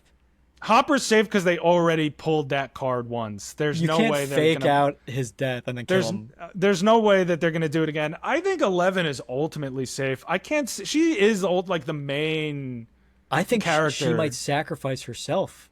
That's the only way to get rid of Vecna is if she dies. You know what I mean? Like I think she might be in the most But danger. I think the person who's really gonna have to sacrifice himself is Will because he's connected to the Upside Down. I don't think I'd like if they kill Will. I mean, I I think it think, makes sense but though. that's like he's the whole reason this show started was let's save Will, and to just have him die, kind of like it's like what the fuck was the point? But if it at the end, if he's sacrificing himself, then it's not about if saving or not. His character then now is gone from we need to save this little boy to he has grown up and he is ready to take the ultimate sacrifice for his friends. Because I he's the know think about his character last season. What was his character all about? He was kind of a being lone gay. wolf. What besides I feel that? like all he did was like have a crush on Mike, and that was No, it. he was like a lone wolf. All his friends were growing up. Yeah, he obviously like was questioning his feelings inside, but he felt very isolated. And I feel like that characters that feel that way, it comes back around at the end. And I feel like that isolation is going to turn to having never felt more connected to his friends because this whole show is about that group of friends. And I feel like he's connected to the Upside Down. He's going to need to sacrifice himself in some way because he's the only one who knows like what Vecna feel like. The only way to kill one is to kill all, and we've seen that in the past with the way the Upside Down works. So I just feel like he's going to accept and embrace that at a certain point in this season. I just don't like it because like I feel like most of the stuff that happened in this show wouldn't have happened if they didn't go to rescue Will and like save Will and do all this, sleuthing around the Hawkins lab and all this stuff. If Will just died in the Upside Down and they never thought anything, or if he just died in the first episode and they found his dead body, none of the show would have happened. So to have it all happen because he lives just to kill him anyway kind of bothers me. Like I get what you're saying, like it would make sense for his arc, but for the like rewatching the show, if you went to rewatch it from season 1 episode 1, you'd be like, what the fuck's the point if he's just going to die anyway? Because ultimately, him dying in episode 1 doesn't get rid of the Upside Down. If his death at the end gets rid of that threat, ultimately, then that is a sacrifice that's a worthy to be made. Like, it's not just saving him from this place. He's now helping eliminate the place. If he dies in the end of, if he dies in the Upside Down in season 1, does the Upside Down go away? No.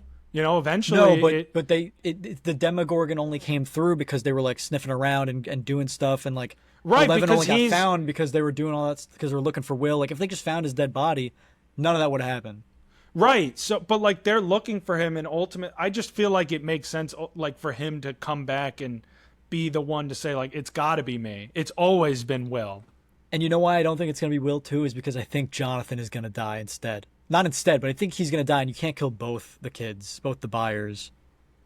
I Because mean, I think he'll die, and then Steve and Nancy could be together. Because I think a lot of people don't like Jonathan and Nancy together, and I disagree. I think Steve's character got a lot more popular with people when they gave him his own redemption away from being with Nancy. And it's been so long that his character isn't about that, and it would feel no, random to me. what bro? Season 4, he literally had a conversation with Nancy saying that I Yeah, dream about driving an RV with my 6 kids, and you're the mother of them. Like that, he yeah, literally talks about that. Like I want to but marry you and have kids I with don't think you. that that's what his character needs ultimately in the end. And like, I don't know. I feel like we've seen her and Jonathan go through all of this together just for her to then go back to him. It feels wrong for Jonathan. Well, if Jonathan dies, I think maybe. Yeah, but even if he dies, like it just would, you think Nancy would then just be like, all right, I'm going to start fucking Steve again when that was such a point of contention in the series.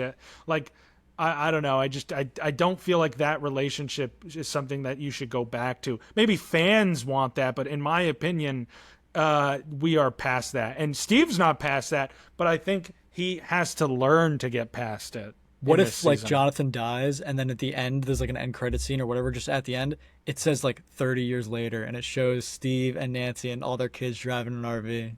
Yeah, I just don't know how I'd feel about that. That'd feel weird to me. I don't know, because Steve, like, I he want was such Steve an to have a happy asshole. ending. I do, but I don't think that it needs to be with Nancy. Like that, I Does didn't even love that part last season when they brought that back. So I just don't does think he. Steve does Steve has does he have a top five redemption arc of all time on TV?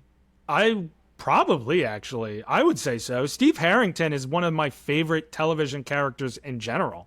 He might And have top three. part of the reason is that he's such a like you watch him in season 1, he's not a good guy. You don't like him until the No, very end of the season, and even then you don't really like him. You just kind of he redeems himself a bit. And then over the course of the next 3 seasons and now fourth with this fifth one coming out, he really goes from being like this bully, jock type to who redeems himself to now being one of the most favored characters in the whole show. he's the hero. He's a He hero, becomes and like he becomes a hero. I think Zuko's clearly number one, right? Prince Zuko has the greatest character. What's the word I just fucking Arc. used? Arc, no, Development. but like when you become a good guy, after being a Redemption. bad guy. Redemption. There you go. I'm fucking You whatever. get you gave me shit for the time I forgot the word. You're The demented. redemption. He is the best redemption of TV. I think Steve Harrington probably has top three. Yeah, You I know? mean, I'd have to think about that, like who I would really consider, because of course you Yeah. and I haven't seen every show where redemption might be involved, but yeah, Exactly. I think it's hard to argue against Steve Harrington. Like he has a very strong case. Uh-huh. But the trailer looks great. The visuals, it's clear that the stakes are being raised. We get to finally really learn the truth about what the Upside Down is. Also, at the end, when Vecna's like, "Found you," So sick, dude. dude. He, Oh he has my a different God. design too. Like he looks Yeah. like sharper and like I somehow made him look more evil. Like And he's very menacing. I also love every season is like another villain. Like season one's the Demogorgon, season two is the Mind Flayer, season two is the Demodogs and the Mind Flayer. Three is like the Mind Flayer like meat monster, and season four is Vecna. And the bats, the bats are there. Yeah. Season five has all of those in just the trailer. Like you see the Mind Flayer, I think it's the Mind Flayer. It's like the smoke monster in that one scene of the trailer. Remember Yeah, that from, that's like, the floating Mind up the tower? Flayer. You see the Mind Flayer, you see the Demodogs, you see the Demogorgon jump and try to catch. Do you know who that was jumping over them? I couldn't see. That I think you're talking about when they're in the like upside down kind of, and the dog is they're going off the cliff. No, there's one person like jumping away from a Demogorgon and he's like jumping up to grab them, but he's like missing because he's like grabbing onto a tower. Wait, I want to pull up the trailer because I'm But anyway, curious. like they have everything, and of course Vecna shows up. Like everything is culminating in this. Are you watching the trailer right now? Well, I'm not watching it. I'm just like skimming Well, to I'll find. tell you what point it's at. You're talking about at this right here at 114. Yeah, like jumping from like those trees. Who is that? It's intentionally hard to tell. That's it. Well, I don't know who it is. It looks like a dude. Oh no, it looks I like mean, that's definitely a woman. That's a woman. Dude, I think it might be Max because we've I was seen. just gonna say I think it's Max. Wait, I I just think wanna- it's Max. That looks like Max, bro.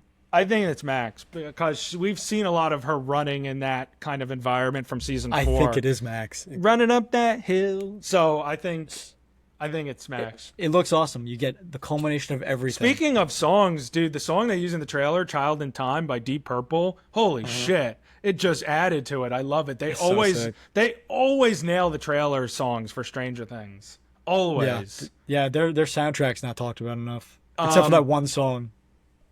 Yeah, running up the that hill. hill. Yeah. Do, do, do, do, do. But I remember it was like Talking Romantics in the first season, and the third season was The Who, Baba O'Reilly. So like they just always nail it. But this season is like Stranger Things. We talk about things that have a grasp on cultural phenomenon. Like this is that show. Like this has that grasp. Yeah. And even though there's a lot of separation in between the seasons, like it's going to be entertaining. This is Netflix's flagship show, bread and butter. We're all going to be 100%. tuned in. This could be the show of the year. This could be the show of the year. Yeah, I can't. For And sure. we're gonna be talking about it when it comes out. All the time. Part 1 in Thanksgiving, part 2 Christmas, and the finale New Year's Eve. I don't care that it's New Year's Eve. I'm watching it, dude. I'm not letting it get spoiled for me. The Yeah, I'm series not doing finale of anything Stranger New Year's Things. Eve. I don't until care the this nighttime year. anyway. Right. I'm not. I don't care whether we get together or whatever we do. Like, I'm watching this finale. I'm Yeah, doing me it. too. But so that's Stranger Things. That's going to be real fucking exciting. Yeah, I'm hyped. But why don't we talk about things that we did see and other things that we're excited to see in this week's latest Seesaw? Yeah, you want to start? I could start. Yeah, go So ahead, buddy. something I saw, a little plot twist this week. One of the new movies that's out in theaters that I didn't do a full segment on, which is The Bad Guys 2. I saw it. I don't have that much to say, so I figured it wasn't worth doing like a whole thing Yeah, whole on. review. But I liked it. I really liked the first one. Did you ever see the original Bad Guys movie? No, it's on my list. I heard it was good. It is good. I think the animation is really cool. It's very colorful, very vibrant. It's a lot of fun. It's something that kids and adults, I think, can enjoy, so the whole family can appreciate it. I think it's a real hit franchise for DreamWorks. So I saw the second one. I found it to be a little bit less of an amusing outing than the first one, but I still really enjoyed it. It's fun.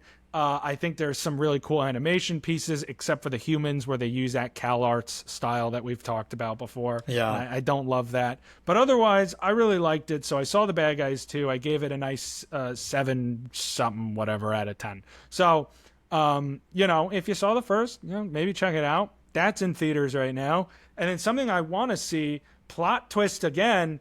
It's not something I want to see this week. It's something I want to read. So, Oh, I didn't know you could do that. you know what? I just Wow. figured it out. You're full of surprises today. It's remarkable. I just figured it Wow. out. It's words on a paper. Holy shit! So, I was talking about some of my friends before. Same friend, she got me into Project Hail Mary, by the way, that's coming out. I read the book. The movie's coming out. So she wants to read this other book that she was like, well, I'll read this and like give our thoughts, I guess, like a book club. It's called Dungeon Crawler Carl, right here. Dungeon crawler Carl. Dungeon, what'd I say? You said Dungeon crawler Carl. Oh, Dungeon. I was just fucking tripping on my words. know. Dungeon Crawler Carl by Matt Dinniman. It's a New York Times bestseller.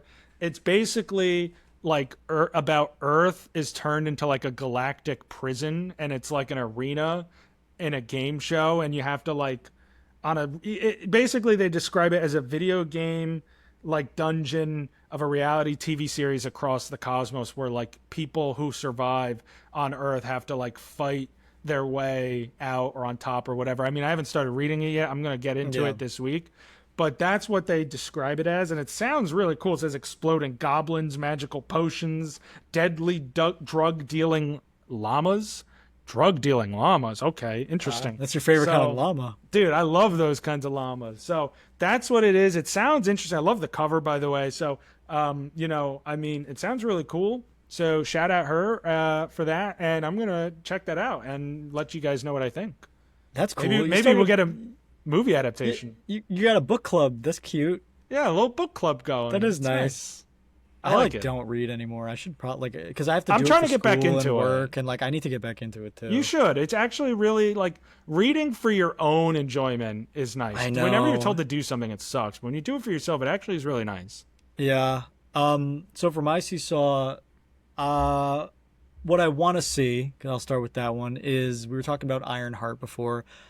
I think, as bad as they seem, I'm just gonna power through, and I want to see the rest of the Marvel shows that I haven't seen, because people say they suck. I'll be the voice of. I'll discover that for myself. So I want to see Agatha, whatever that show's called. That Agatha All Along. That's a good show. Agatha all along, and I want to see Secret Invasion. I know you hate it. Everyone hates it. I saw the first episode. I don't even remember it, but I want to actually finish it. It's only 6 episodes. It's not that bad.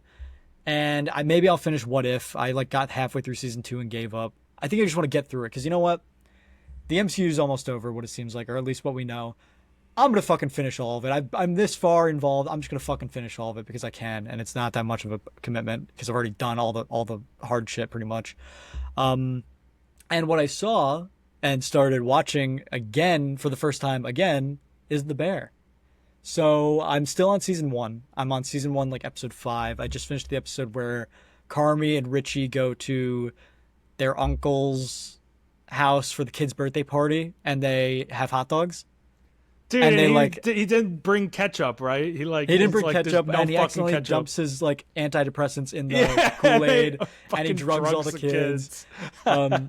It was a good episode. I only got to watch one, so I'm on episode 5 now, and I'll probably watch more tonight.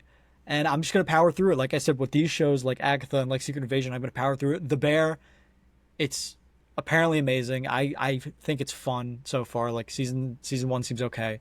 I'm gonna power through it and finish it and get through it and let you guys know what I think. Maybe when I finish it, we'll talk about it some more. Yeah, man. I mean, we talked about last week the Emmy nominations, and when the Emmys come around next month, I want to give some more close time predictions, and eventually, I do. Obviously, we're going to talk about the winners when it Mm-hmm. happens. And The Bear is one of those shows that's all over the place. I loved it. I mean, I've seen a lot of the shows that are Emmy nominating. The Bear is right up at the top. Last year, it was like tied for one of my favorite shows of the year with Shogun. And this year, it's up there again as the season 4 was really, really good. So I That's what love it. I'm hearing. I'm glad you're giving it another chance. It deserves it. It's the Yeah, same one you should give to the Naked Gun. I've said you convinced me. We'll might. What do you think of the Naked Gun poster in the background with Liam Neeson?